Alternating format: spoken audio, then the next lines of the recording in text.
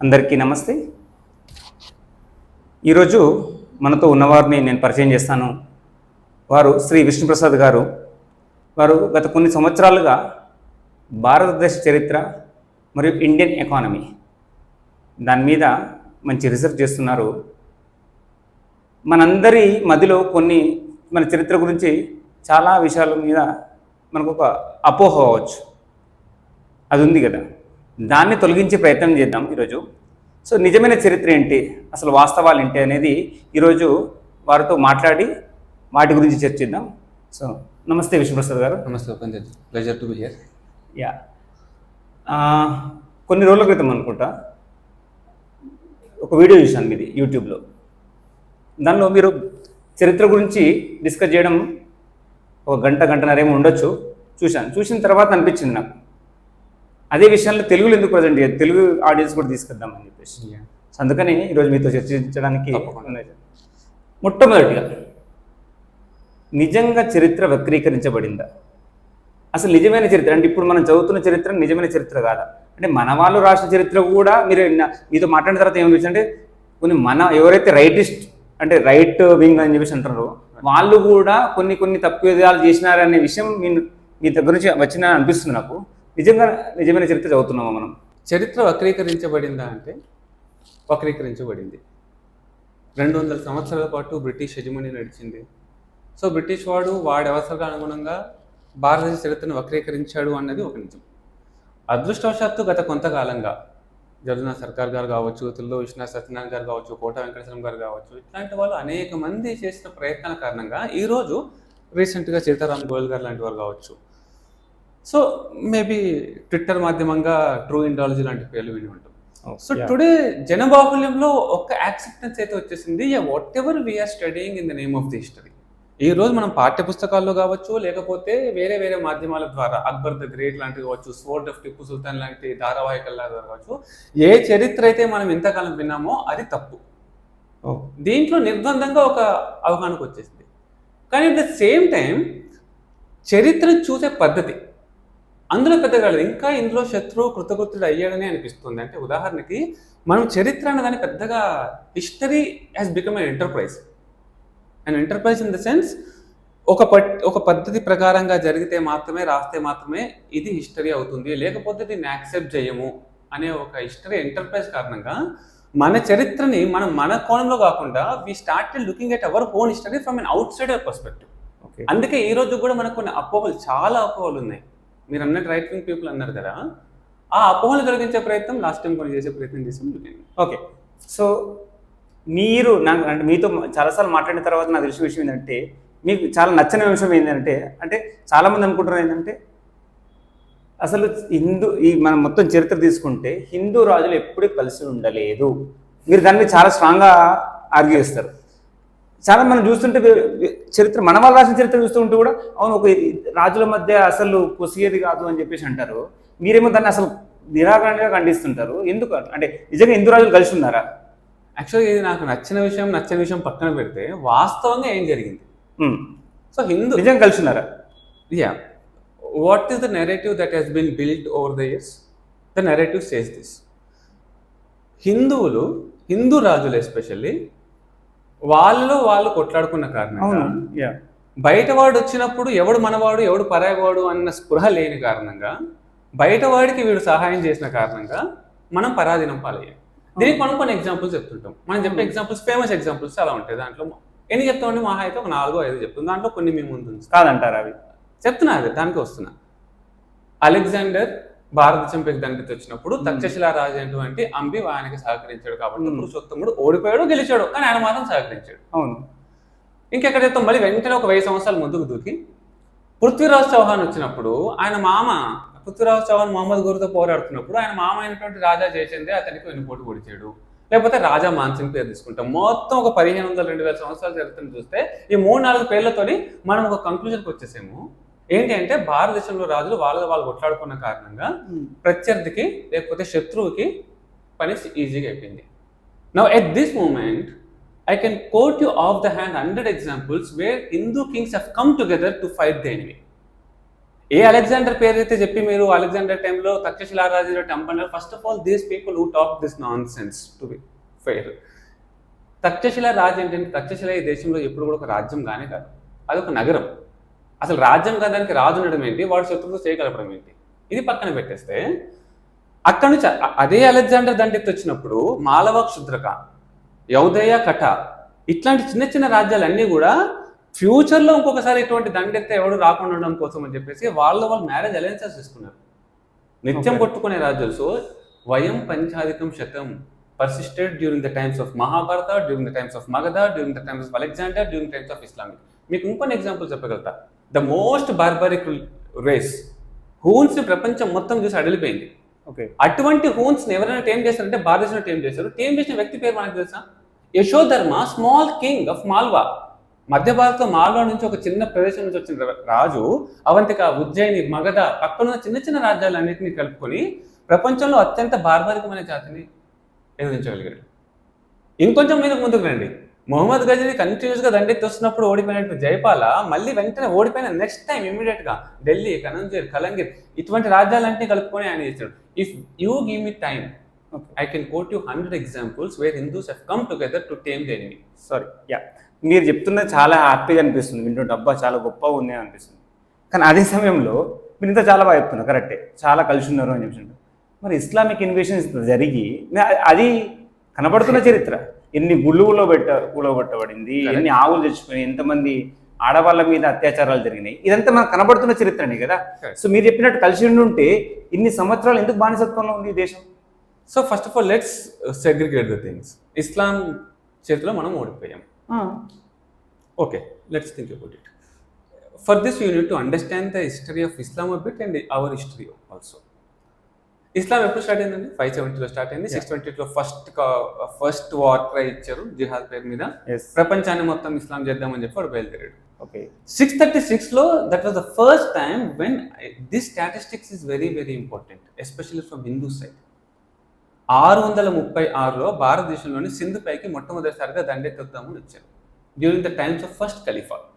Okay, Islam 622లో first jihad start చేస్తే 644 కల్లా within span of 22 years half of the world conquer చేసింది. No one could withstand the sword of Islam అని చెప్తారు. 708 కల్లా Spain ని conquer చేసింది, యూరోప్ ఫినిష్ అయిపోయింది, ఇథియోపియా ఫినిష్ అయిపోయింది, ఆఫ్రికా ఫినిష్ అయిపోయింది ఇస్లాం దానికి. Wherever they went they want. And at the same time 636లో భారతదేశం పైకి దండెత్తి వచ్చిన Islam, do you know when it laid its first footprint in Bharat? 1206లో ఢిల్లీని ఆక్యుపై చేసేదాకా, అంటే ఫ్రమ్ 636 to 1206 570 సంవత్సరాల పాటు ఈ దేశం మీద సరైన పాదం మోపలేకపోయింది ఇస్లాం. 22 సంవత్సరాలు ప్రపంచాన్ని గెలిచిన ఇస్లాం 570 years పాటు ఈ దేశంలో అడుగు పెట్టలేకపోయిందంటే వాట్ ఈస్ దట్? ఎంత విరుష్టంగా పోరాడుంటే మన రాజులు, ఎంత కలిసికట్టుగా పోరాడుంటే మన రాజులు, ఇట్లాంటి ఫీట్ పాసిబుల్ అవుతుందండి. So when we make comparisons we have to be very very honest about it. Let's not undermine our own ancestors, our own kings' contribution. Okay, నాకు తెలిసిన విషయం ఏంటంటే అరబ్ వాళ్ళని ఎదుర్కొన్నారు బాగానే అని చెప్పేసి అన్నాడు. అంటే మీ విన్న తర్వాత, అంటే నేను ఇంతకుముందు మీ స్పీచెస్ విన్న తర్వాత అరబ్ వాళ్ళని ఎదుర్కొన్నారు. మరి టర్కిష్ వాళ్ళని ఉన్నారు కదా, వాళ్ళ చేతిలో చిత్తుగా ఓడిపోయినారా అని చెప్పేసి మన చరిత్రలో ఉన్నాయి. ఇది ఒక విచిత్రమైన స్టీరియోటైప్ అండి. యాక్సెప్టెడ్. అరేబియన్స్ ఎప్పటిదాకా వచ్చారు? సే ఫ్రమ్ 636 నుంచి 890 దాకా వచ్చారు అనుకుందాం. అంటే మొహమ్మద్ బిన్ కాసిం ఫస్ట్ టైం ఒక చిన్న పీస్ ఆఫ్ వార్ గెలిచాడు, రాజా దాహిర్ని ఓడించాడు. But anyway he could not withstand. Raja Lalitaditya మళ్ళీ తరిమి కొట్టాడు. ఇక్కడ నుంచి సౌత్ నుంచి పులకేసిస్ వాళ్ళని డ్రైవ్ అవుట్ చేశారు. So this is one aspect. But what is this Turkish thing? ఒక సింపుల్ ఫ్యాక్ట్ ఆలోచిద్దామండి. How do we read our history even in the modern context? ఒకసారి చూడండి, మొహమ్మద్ గజని భారతదేశంపైకి 16 సార్లు దండెత్తి వచ్చాడు. ఒక వ్యక్తి ఒక రాజ్యంపైకి 16 సార్లు దండెత్తి వచ్చాడంటే 15 సార్లు ఏమై ఉంటుంది? వాడు 15 సార్లు గెలిచుంటే 16 సార్లు ఎందుకు రావాలి? ఫస్ట్ టైం గెలిచుంటే 2 సార్లు ఎందుకు వస్తాడు? It is common sense thing that he lost for 15 times. And Mohammad Ghazni ఎక్కడి నుంచి వచ్చాడు? టర్కిష్ కదా. మొహమ్మద్ గోరి ఇక్కడ పృథ్వీరాజ్ చౌహాన్ చేతిలో 16 సార్లు ఓడిపోయాడని చెప్తాం. వాడు ఎక్కడి నుంచి వచ్చాడు? టర్కిష్ కదా. మొహమ్మద్ సలార్ ఎవడు? సో ఆల్ దిస్ పీపుల్ మనకు వచ్చింది ఏంటంటే, మనం టర్కిష్ వచ్చేటప్పటికి వాళ్ళకి క్యావెలరీ ఉండింది, మన మిషనరీ సరిపోలేదని చెప్తాము. In fact the kind of warfare adopted by especially Chandratreya Vidyadhara, Bhojaraja Chandratreya Vidyadhara గజనీని చాలా తుక్కుగా ఓడించి పంపించారు. Do we know that? The history, even Romila Thapar లాంటి వాళ్ళు రాసిన హిస్టరీలో కూడా మొహమ్మద్ గజనీ చంద్రాత్రేయ విద్యాధర మీద గెలిచాడంట. గెలిచిన వాడు ఓడిపోయిన వాడికి కప్పం కడతా అని చెప్పేసి సంధి చేసుకుని వెళ్ళిపోయాడంట. How laughable it is? I ever question this. Okay, so Turkish తోని ఓడిపోయాము, అరేబియన్స్ అని గెలిచాము, ఇష్యూ లేదండి. As long as we were strong we could defeat anyone. So మీరు మాట్లాడుతున్నప్పుడు ఒక విషయం అర్థం అంటే నాకు అడగాలనిపించింది. ఇందులో 16 సార్లు ఓడిపోయారు, 17 సార్లు, ఏదో దాని నెంబర్ గురించి వదిలేసేయండి. 17 సార్లు 18 సార్లు గెలిచి ఉంటాడు కదా. సో చాలా మంది ఏమంటారు 16 సార్లు ఉన్నప్పుడు కొట్టి చంపేసి పంపించవచ్చు కదా, ఎందుకు వదిలేసిండు? అది అంటే మన రాజులలో ఒక సద్గుణ వికృతి. ఎవడైతే శరణు కోరుతాడో, నీకు దేశం ఏమైపోతుంది, ధర్మం ఏమైపోతుంది అని ఆలోచించకుండా వాడు వదిలేసేయమన్నాడు, నా ధర్మం ఇది చెప్తుందని చెప్పేసి, అంటే ఒక సద్గుణ వికృతి లేదంటారా మన మనకి? పాపులర్ నెరేటివ్ ఏంటండి ఇది? ఎక్కడ చెప్తాం మనం ఎక్కువ? పృథ్వీరాజ్ చౌహాన్ 16 సార్లు మొహమ్మద్ ఘోరీని ఓడించిన వదిలేసాడు. అసలు వదలడము, యుద్ధంలో గెలవడము, అవతల వాడిని వదలడము, do we understand how a battle or what takes place? మీకు సింపుల్గా చెప్తాండి, శివాజీ దొరకలేదు ఔరంగజేబ్కి. శివాజీని దొరికినట్టు చంపలేదు ఔరంగజేబ్. There are many factors that play in political game. For that matter Mohammad Ghori కంటే ముందు మొహమ్మద్ గజనీకి వెరీ ఫస్ట్ వాళ్ళలో రాజా జయపాల కొడుకు ఆనందపాల దొరుకుతాడు. ఆనందపాలెం దొరికితే తీసుకుని పోతారు, తీసుకుని పోయి వాడిని చంపరు, వాడిని ఇస్లాంలోకి మార్చి వాడిని ఒక జనరల్ చేసి పెడతారు. బట్ వెన్ రాజా జయపాల మళ్ళీ మిగిలిన రాజ్యాలందరినీ కలుపుకొని వచ్చి మళ్ళీ దండెత్తినప్పుడు మొహమ్మద్ గజనీని ఓడించి రాజా ఆనందపాలను విడిపించుకుంటాడు. సో రాజా ఆనందపాల తర్వాత మళ్ళీ గజనీకి అగెన్స్ట్గా యుద్ధం చేస్తాడు. సో ఏమని చెప్తున్నాం మనము అంటే, అవతల వాడు ఏం ఆలోచించాలి? ఇప్పుడు మొహమ్మద్ గజనీ చదివాడు, అరే మనోడు పిచ్చి పని చేసాడు, వాడిని వదిలేసాడు, అట్లా నడవదండి యుద్ధము. యుద్ధం యొక్క వేరు విధాలు completely different. They have certain మనకి వాడు దొరకడము, వాడు మనకి దొరకడము చాలా కామన్గా అవుతాయి. ఎందుకు పట్టుకుంటాం, ఎందుకు వదిలేస్తాం? They are all political game. So correct. ఇంకొక విషయం అంటే, ఒకటి సద్గుణ వికృతి మన దగ్గర ఉన్న, అంటే ఇప్పుడు నాకు అపోహనేమో అనిపిస్తుంది. ఇంకొకటి, సమాజం కులాల పేరు మీదుగా, వర్ణాల పేరు మీద విడిపోయింది. అందుకనే కొన్ని ప్లేసుల్లో చాలా చిత్తుగా ఓడిపోబడింది. ఎందుకంటే వీడు మా కులపోడు కాదు, వీడు మా వర్ణముడు కాదు అని చెప్పేసి వాడికి సహాయానికి వెళ్లకుండా, అటువంటి ఏవైతే సహాయం చేయకుండా చాలా. సో 2 ఎలిగేషన్స్ అండి, major allegations. I try to deal it in my talk. ఒకటేమో హిందూ రాజుల మధ్యలో అనైక్యతలో తర్వాత ఏం ఎక్స్టెండ్ చేసి చెప్తారంటే, యాక్చువల్గా తర్వాత రాజపుత్రులు అంత ఫెరోషియస్గా పోరాడుతుంటే మిగిలిన రాజులు ఎందుకు కలిసి రాలేదండి? ఇది ఒకటి చెప్తుంటాము. రాజుల మధ్య అనైక్యత. యాక్చువల్గా first thing we have to understand, ఒక 570 సంవత్సరాల పాటు ఒక బార్బారిక్ రేస్ని ఆపగలిగిన జాతిలో దాని అర్థం ఏంటంటే, సింపుల్గా చెప్పాలంటే, హిందువుల మధ్యలో అనైక్యత కారణంగా ఈ దేశం పరాధీనం కాలే. ఒక కంటిన్యూస్ వార్ఫేర్, రిలెంట్లెస్ వార్ఫేర్ జరుగుతుంది. ఒక వార్ మెషిన్కి ఇంకొక సివిలైజేషన్ బిల్డింగ్ ఉన్న నాగరికత బిల్డ్ చేసే సమాజానికి మధ్యలో వార్ జరుగుతున్నప్పుడు వార్ మెషిన్ అప్పుడప్పుడు పై చేసి సాధించుండొచ్చు కాక. కాబట్టి దాని క్రక్స్ ఆఫ్ ది స్టోరీ ఏంటి అంటే, మనలో మనకి ఐక్యత లేని కారణంగా మనం పరాధీనం పాలు కాలే. ఏదో ఒక రోజు మనం అధికారం పోగొట్టుకున్నాం కాబట్టి ఈ అనేక తర్వాత వచ్చిన కారణంగా ఉండొచ్చు. అంటే our disunity is not the cause of our defeat, it is the result of our defeat. Okay, ఇది ఒకటి అర్థమైంది అనుకోండి. సమాజం గురించి ఆలోచించినప్పుడు we have to be very very very careful and at least grateful. ఏం మాట్లాడుతున్నామండి? దేనికి యాక్చువల్గా మనం మాట్లాడే మాట ఏంటి? కులాల పేరు మీద జాతి విడిపింది. వర్ణంలో ఒక పర్టికులర్ వర్ణాన్ని ఇంకొక వర్ణం వాళ్ళు అనగదొక్కే ఒక 2000 ఇంకొక నేరేటివ్ ఇది. This is even more laughable narrative. 2000 years of oppression of a particular varna. Did it really happen? ఒక నిజంగానే ఒక మీరే ఆలోచించండి, కామన్ సెన్స్ కదా. లేదంటారా? అంటరానితనం లేదంటారా? అంటరానితనం గురించి మళ్ళీ మాట్లాడదాం. Will have a separate session about it. But we're talking about our military losses, right? And we're attributing సొసైటీలో ఉన్న డిజార్మ్ అనే కారణంగా మనం పరాధీనం పాలయ్యాము. అవును కదా? Let's think about it, let's deal it straight away. ఒక 2000 సంవత్సరాల పాటు ఒక పర్టికులర్ వర్ణం, ఒక 25% 30% ఉన్న జనాభా అప్రెషన్కి గురైతే రివోల్ట్ రాదా అండి? How many revolts have you seen in Indian history, Hindu history in the last 2000 years? ఎప్పుడు? సెకండ్ థింగ్, ఇంత కంటిన్యూస్ అటాక్స్ అవుతున్న టైంలో సమాజంలో అన్ని వర్ణాలు కూడా ఇబ్బంది పడతాయి. అండ్ మీకు కొన్ని కాంట్రిబ్యూషన్ చెప్తా అండి. First let start with the most severe allegations where they are levelled. ఏమని చెప్తాము? శూద్రస్ వర్ అప్రెస్డ్, అంతే కదా? అవును, sure. Shudras were oppressed. Have we ever read our history properly? post Mahabharata, even during the Mahabharata, what was the biggest kingdom? Jarasandha led Magadha. Even post Mahabharata, for 2000 years, Magadha remained the most powerful empire in the country. And do we know the fact? Magadha empire కనీసం 600 సంవత్సరాల పాటు శూద్ర లీనేజ్కి సంబంధించిన వాళ్ళతో పరిపాలించబడింది. సమాజం మొత్తం వాళ్ళు సహకరించింది. We never dealt with people, we always respected their character, we always respected their caliber. క్యారెక్టర్కి క్యాలిబర్కి పెద్దపీట వేసిన సమాజం, జ్ఞానానికి పెద్దపీట వేసిన సమాజం. ఒక వ్యక్తి పుట్టుకతోని వాడు మంచి వాడి చెడు వాడిని ఇలా డీల్ చేయాలి ఇప్పుడు డీల్ చేయాలి. Do we know this fact? 600 సంవత్సరాల పాటు మగధ సామ్రాజ్యాన్ని రూల్ చేసింది శూద్ర లీనేజ్ కింగ్స్.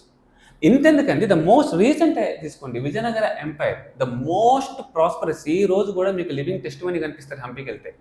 ఇంత అద్భుతమైన సివిలైజేషన్ బిల్డ్ చేసిన Vijayanagara empire, who led that? Balija వర్గానికి చెంది అంటే శూద్ర వర్గానికి చెంది కృష్ణదేవరాయ, రామరాయ, వీళ్ళు కదా. ఏం మాట్లాడుతున్నాం మనం? శూద్ర ఒకటికి పక్కన పెట్టండి, ఎంతమంది రాజులు వాళ్ళ లైఫ్స్ రెండర్ చేసి ఉండకపోతే, ఒకవేళ కనుక వాళ్ళు ఇంత త్యాగం చేసి ఉండకపోతే 2000 years పాటు ఈరోజు మీ పేరు అబ్దుల్, నా పేరు అమీర్ అయ్యండి. ఓకే, ఎవరు థింక్ అబౌట్ దిస్? మీరు ఇప్పుడు don't stop me, I tell you even more things. అన్ని వర్ణాల మధ్యలో ఎంత బాగుంటే ఇంకో క్వశ్చన్ చెప్తాండి. బ్రాహ్మణ్స్ ఏదో ఒకటి వేస్తారు కదా, వీళ్ళు ఉప్పులు చేస్తారు, వీళ్ళు అధికారం చేత పెట్టుకున్నారు. ఫస్ట్ ఆఫ్ ఆల్ అన్ని వదిలి ముక్కు మూసి తపస్సు చేసుకొని జ్ఞానాన్ని మాత్రమే సమాజానికి ఇవ్వాల్సిన బ్రాహ్మణుడు, when ever the time demanded, ఒక చాణక్య ఒక చంద్రగుప్తుని నిర్మాణం చేసి మగధ సామ్రాజ్యం నుంచి పెట్టుకోలేదా? పూర్తిగా ఇస్లామయం అయిపోతుంది, ఇస్లాం ఆన్స్టాట్ సౌత్ దాకా వస్తుంది అనుకున్నప్పుడు శృంగేరి పీఠాధిపతి, నాట్ అన్ ఆర్డినరీ వ్యక్తి, శృంగేరి పీఠాధిపతి అయినటువంటి విద్యార్థి స్వామి తన పీఠాన్ని వదిలిపెట్టి ఇక్కడ జనమాధ్యంలోకి వచ్చి ఇద్దరు కన్వర్టెడ్ హరిరాయ రుక్కరాయలు ఇద్దరిని కూడా వాపస్ తీసుకుని వచ్చి ఒక పెద్ద ఎంపైర్ని బిల్డ్ చేయలేదా? శివాజీ ఎవరండి? మీకు ఏ చాతుర్వర్ణంలో ఎక్కడ పడతాడు శివాజీ? అటువంటి శివాజీని అండగా పెట్టుకొని సమర్థరామ్ దాస్ ఒక మరాఠా సామ్రాజ్యాన్ని నిర్మాణం చేయలేదా? Brahmins contributed, Shudras contributed, Kshatra contributed, Vaishyas contributed. మనకి ఎంతసేపు ఒక దామాషా ఎగ్జాంపుల్ చెప్తాము, రాణా ప్రతాప్ మొత్తం తన ధనాన్ని రాసిచ్చాడని. 2000 years పాటు ట్రేడ్ని నించోబెట్టి ట్రేడ్ చేసుకుంటూ మొత్తం ధనాన్ని రాజులకు ఇస్తూ విధర్మీలతో పోరాడడానికి సహకరించింది వైశ్యులు కదా. విమెన్ ఫోక్ అండి. ఎవరినైతే అబల అని ఈరోజు మాట్లాడతామో, అవసరమైన ప్రతి క్షణము యుద్ధరంగంలో దూకి వాళ్ళ ప్రాణాలు అర్పించి, మరి జోహార్ల పేరు మీద వాళ్ళ ప్రాణాలు అర్పించి ముస్లిమ్స్ని ఏం చేసింది విమెన్ కదా. సన్యాసిస్ కాంట్రిబ్యూట్ చేయలేదా? But unfortunately every section of the society contributed. But when an attack of this scale, ఒక 1000 years పాటు అగ్రెషన్ జరుగుతున్నప్పుడు సమాజంలో అన్ని వర్ణాల వాళ్ళు, అన్ని సెక్షన్స్ వారు ఇబ్బంది పడతారు. It is a fact. బ్రాహ్మణులు ఇబ్బంది పడ్డారు, క్షత్రియులు ఇబ్బంది పడ్డారు, వైశ్యులు ఇబ్బంది పడ్డారు, శూద్రులు ఇబ్బంది పడ్డారు, ఉమెన్ ఇబ్బంది పడ్డారు. Let's please respect it. So మీరు చెప్తున్న విషయం ఏంటంటే విజయనగర సామ్రాజ్యం చాలా గొప్ప గొప్ప అంటే సామ్రాజ్యాలు ఎవరని అన్ని కూడా శూద్రులు పరిపాలిస్తున్నారు. అన్నీ అనలేదు, శూద్ర lineage went up there, the entire society stood behind them, did not oppose them. Okay, ఇది అంటే దీనికి సంబంధించిన విషయం క్వశ్చన్ కాదు కావచ్చు, మనం ఇంతకుముందు అడగాల్సిన క్వశ్చన్. చాలా ఇస్లామిక్ ఇన్వేజన్ ఏదైతే ఉందో చాలా ఎక్కువ సఫర్ అయింది నార్త్ ఇండియా. మీరు ఒప్పుకుంటారు అనుకుంటారు నాకు తెలిసి. సో అప్పుడు సౌత్ ఇండియా చాలా ప్రాస్పరస్గా హ్యాపీగా ఉంది.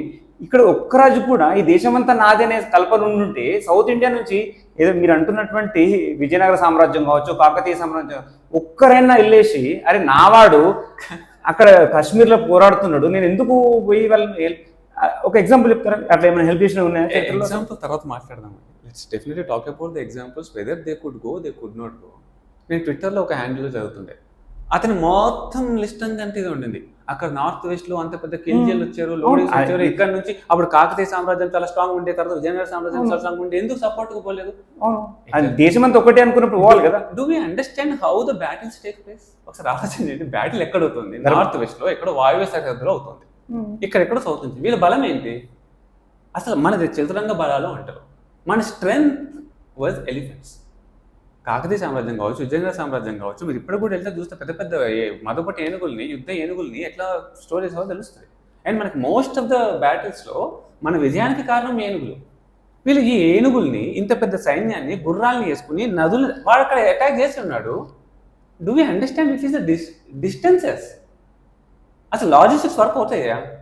మీరు వాడు అటాక్ చేస్తాడు, వాడు అక్కడ మెసాకర్ చేస్తున్నాడు, వీడు ఎప్పుడు మూవ్ అవుతాడు, ఇక్కడ నుంచి సామ్రాజ్యం మొత్తం సైన్యం అక్కడికి ఎప్పుడు తీసుకెళ్తాడు?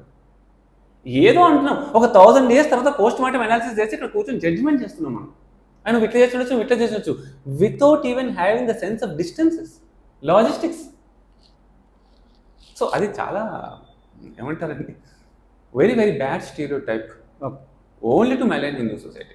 మీ దృష్టిలో ఇప్పుడు అన్ని వర్గాల వారి గురించి మాట్లాడడం కావచ్చు, ఈ దేశంలో ఆడవాళ్ళు అనగదొక్కబడ్డారు. సతీ సహగమనం మీకు తెలిసి ఉండొచ్చు, దాని గురించి తెలిసి ఉండొచ్చు. అంటే భర్త చనిపోగానే వెంబడే ఆమె కూడా అందులో దూకి చనిపోవాలి, అంటే ఆమె బతికే విలువ కూడా లేదు.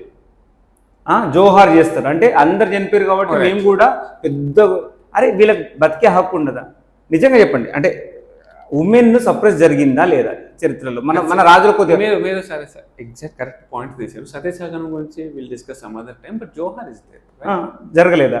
జరిగింది కదా. అంటే ఈ మధ్య రీసెంట్గా అప్పుడు జోహార్ జరిగింది, రీసెంట్గా ఒక కాంట్రవర్సీ కూడా జరిగింది. ఏంటి కాంట్రవర్సీ? పద్మావత్ సినిమా వచ్చినప్పుడు the so called liberal women, the most modern women or even the most modern men started saying that ఇది ఎక్కడ లాజిక్ అండి, మగవాళ్ళు చచ్చిపోతే ఆడవాళ్ళు చచ్చిపోవాలని ఇంత అన్యాయంగా ట్రీట్ చేశారా అని కదా. మరి ఓకే, అది పక్కన పెడదాం. Have you ever analyse those Jauhars and credited for what they are? మీకు ఒక చిన్న ఎగ్జాంపుల్ చెప్తాండి. ఫస్ట్ 2 జోహార్స్ వదిలేసండి, third Jauhar is very very important. Third Jauhar happened in Chittor కోటలో జరిగింది. ఎవరి సమయంలో జరిగిందంటే Akbar, so called Akbar the great ఎవరైతే అంటామో, we all know that today we all know that Akbar was a big womaniser. So he had, అతనికి ఆ చిత్తోడు రాణి యొక్క అది కావాలి, చిత్తోడు రాణిని ఎట్లాగైనా తన వశం చేసుకోవాలన్న ప్రయత్నం జరిగింది. ఓకే, ఇప్పుడు ఎప్పుడైనా మీరు గూగుల్లో సెర్చ్ చేయండి battle of seizure of Chittor అని చెప్పేసి. సో October 21కి సీజర్ ఆఫ్ చిత్తోడ్ స్టార్ట్ అయింది and Chittor was surrendered on 21st February for 4 long months. ఈ 4 నెలల్లో అక్బర్ డిప్లాయ్ చేసిన సైన్యం ఎంత అంటే 80,000, 35,000 క్యావలరీ చచ్చిపోయిన, 80,000 మంది చనిపోయినారు. 4 నెలల సమయం అయిపోయింది, మొత్తం ఎంటైర్ రిసోర్సెస్ ఎవాపరేటెడ్. అక్బర్కి అర్థం కావట్లేదు, లోపల చిత్తోడ్ లొంగట్లే, లోపల ఇంకా క్వీన్ మాత్రం ఉన్నారని చెప్తున్నారు. ఎట్లాగైనా క్వీన్ వశపరచుకోవాలని చాలా పెద్ద అటాక్ చేశాడు. ఫైనల్లీ ఈ conquer Chittor. But the moment he entered Chittor, you know what welcomed him? లోపలికి వెళ్ళిన శవాల గుట్ట అండ్ లోపల 1600 మంది రాజపుత్ర స్త్రీలు ఇంక్లూడింగ్ క్వీన్, తను వీడి చేయి నా మీద పడకూడదని చెప్పేసి జోహార్ కమిట్ చేసింది. ఇది మీరు మెలైన్ చేస్తున్నారు కదా ఈరోజు. That one single jauhar made Akbar think 100 times. ఏ అక్బర్ అయితే పవర్తో ఈ దేశాన్ని గెలిచేయగలుగుతానో, ఆడవాళ్ళని చేర్చేయగలుగుతాను అనుకున్నాడో, 4 నెలల పాటు 80,000 సైన్యాన్ని, 30,000 క్యావలరీని, మొత్తం రిసోర్సెస్ని పోగొట్టుకున్న తర్వాత రియలైజ్ ఏంటంటే he could not get the woman he desired. That is how the so-called the most tolerant Deen-e Ilahi was born. Deen-e Ilahi గురించి మనం టెక్స్ట్ బుక్ చాలా గొప్పగా చెప్పుకుంటాము. This is the background. ఒక్క Jauhar could change the most intolerant nature of the Islam to make it become at least for a while tolerant in the name of Deen-e Ilahi. మనం అర్థం చేసుకో. ఇంకేమన్నారండి మీరు నెక్స్ట్? విమెన్ ఫోక్ చాలా చాలా అనగదొక్కబడ్డారు. This is now again I told you I can quote you 100 names where Hindu kings came together. Now I can quote you 1000 names. కొన్ని పేర్లు చెప్తా, మీరు వినకపోవచ్చు కూడా. పృథ్వీరాజ్ చౌహాన్ మహమ్మద్ ఘోరీని 16 సార్లు ఓడించే కంటే ముందు మహమ్మద్ ఘోరీ చాలా చిత్తుగా ఈ గుజరాత్ బార్డర్లో నుంచి సోలంకి కింగ్డమ్ మీద అటాక్ చేసి రాణి నైకీదేవిలో చిత్తుగా ఓడిపోయాడు. ఈ విషయం మనకు తెలుసా? మూలరాజుని 14 ఏళ్ల పిల్లవాడిని వేసుకొని రాణి నైకీదేవి పృథ్వీరాజ్ చౌహాన్ మహమ్మద్ ఘోరీని చిత్తుగా ఓడించి వాడికి ప్రాణభిక్ష పెట్టి వదిలేసింది. ఇంతెందుకు మాట్లాడతామండి? ఒకే ఒక రోజులో 3 లక్షల మందిని చంపేసాడు అనుకున్న తైమూర్ లంగ్, ఎవరైతే 3 లక్షల మందిని చంపేసాడో, యమున మొత్తం రక్తమయం చేశాడో, అటువంటి తైమూర్ లంగ్ని రామ్ ప్యార్ గుర్జారీ అని ఒక tribal lady with 40,000 tribal women. ఇందాక మీరు ఏమన్నారు? హిందూ సమాజంలో కులాల పేరు మీద this are tribal women, tribal army led by Ram Pyar Gurjar, a woman, drove Taimur Lung away.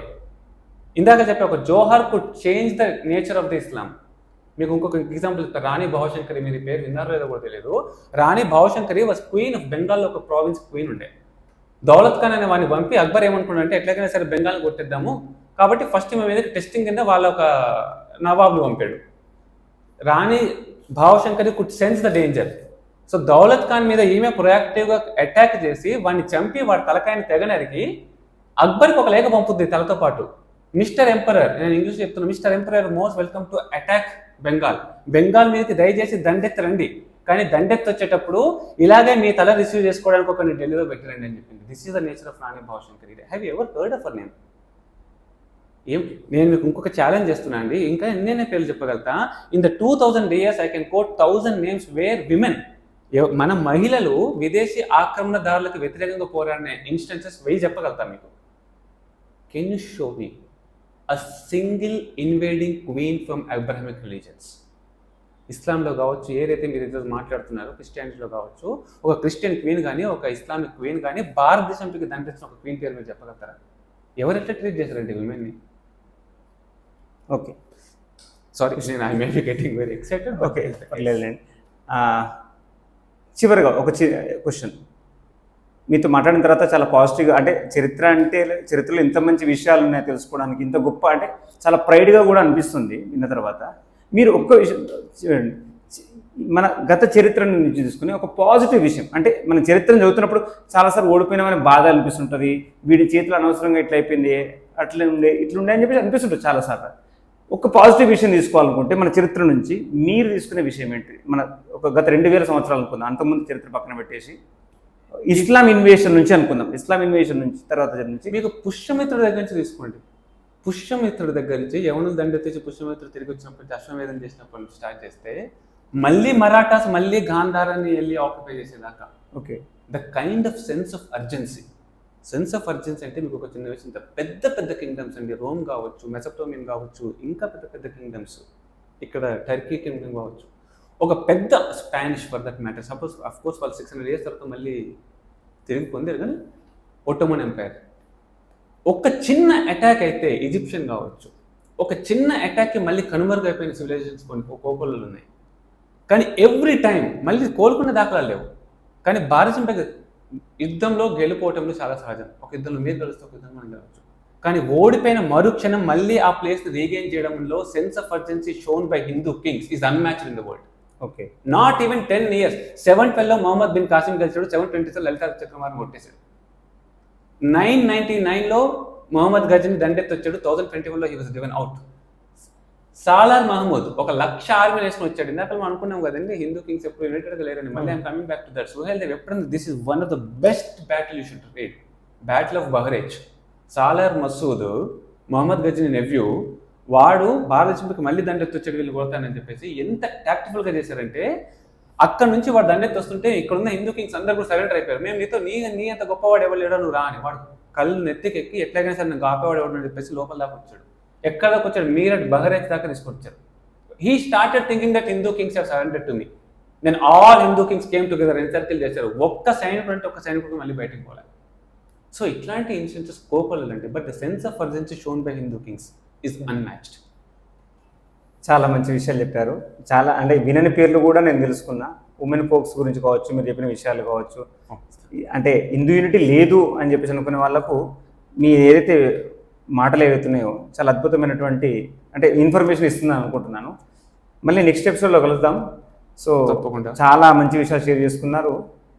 Thank you for your time. చాలా సంతోషం. Let's hope this benefit at least few people.